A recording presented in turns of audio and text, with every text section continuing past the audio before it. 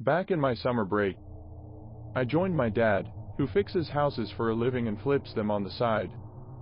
He thought it would be a good idea for me to earn some extra money and get some hands-on experience. One day, he asked me to stay at a new house he bought. We had plans to fix it up, but that wouldn't start for about a month. I stayed there to get used to the place and check for any repairs needed. While I had meals at my parents' house, I spent the nights at the new place. One night, strange sounds woke me up. Footsteps, thuds, and a weird cry. The dark, empty rooms on the second floor made me uneasy. I got scared, packed up, and tried to leave. But my legs felt weak, and I couldn't move well. I heard the sounds getting louder, like someone was following me. When I looked back, I saw a spooky figure. A lady in a white nightgown, with strange eyes and a creepy smile. Terrified, I ran out of the house and went home to tell my dad. We went back to the house to turn off the lights and lock the door. But when we went in again, nothing strange happened. Days passed, and I couldn't stop thinking about the scary night. I wanted to know the history of the house and its past owners. I found out that an old lady named Margaret lived there and died mysteriously. People said weird things happened in that house.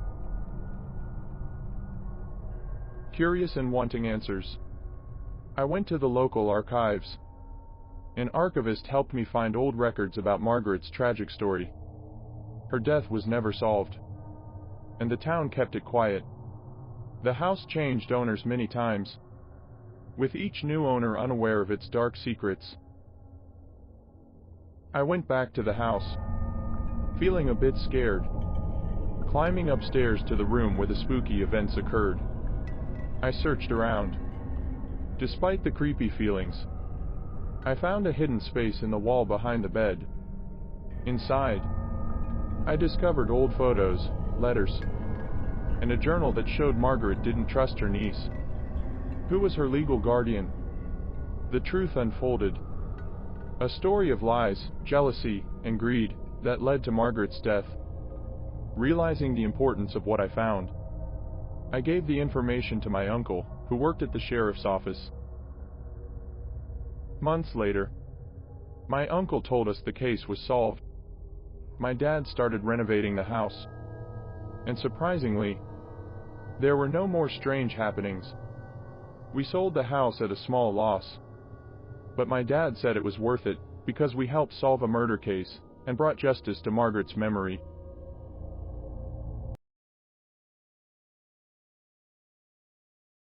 I planned a chill night with my college friends.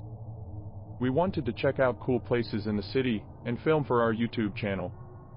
We're part of a filmmaking club, making videos for practice.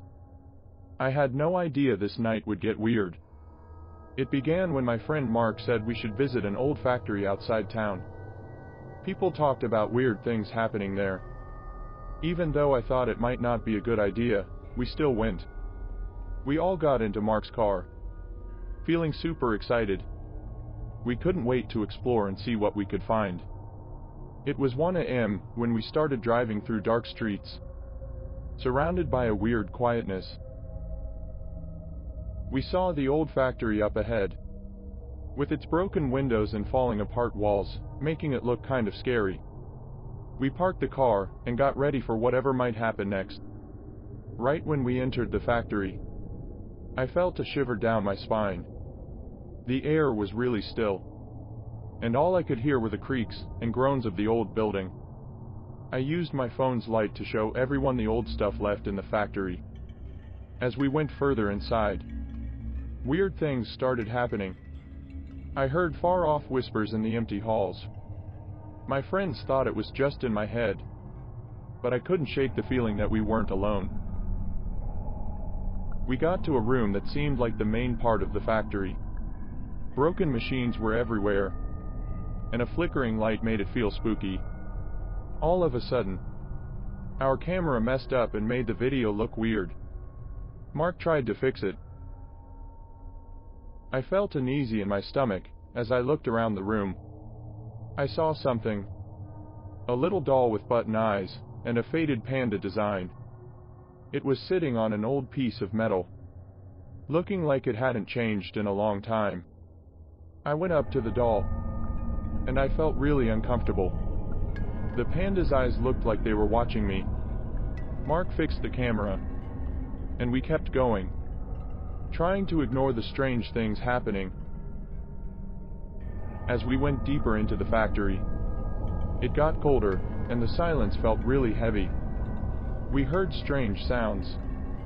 Footsteps like ours but far away and not right.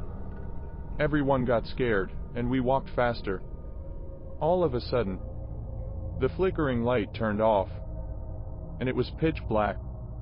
We started to panic, trying to find our phones to light up the place. The far-off footsteps got louder, echoing in the dark. We were determined to get out of the scary darkness, so we turned around and tried to find our way back. But the footsteps kept going, getting louder and weirder. Fear made us really scared as we walked through the confusing hallways. When we got back to the room with the broken machines, the doll wasn't where I saw it before. My heart pounded as I looked around, and I saw the doll on a higher spot. Its button eyes were staring right at me. The camera messed up once more. Now, the footsteps were all around us, making us feel confused in the total darkness. We heard a faraway sound, like a kid laughing, echoing in the hallways. I felt a shiver. The laughter made me really scared. Mark and the others looked worried too, their faces pale in the dim light from our phones. We ran as fast as we could to get out of the factory. We jumped into the car and drove away. Luckily, nothing scary happened, and we didn't have weird things after that. My friends and I decided not to go to such places for our next video.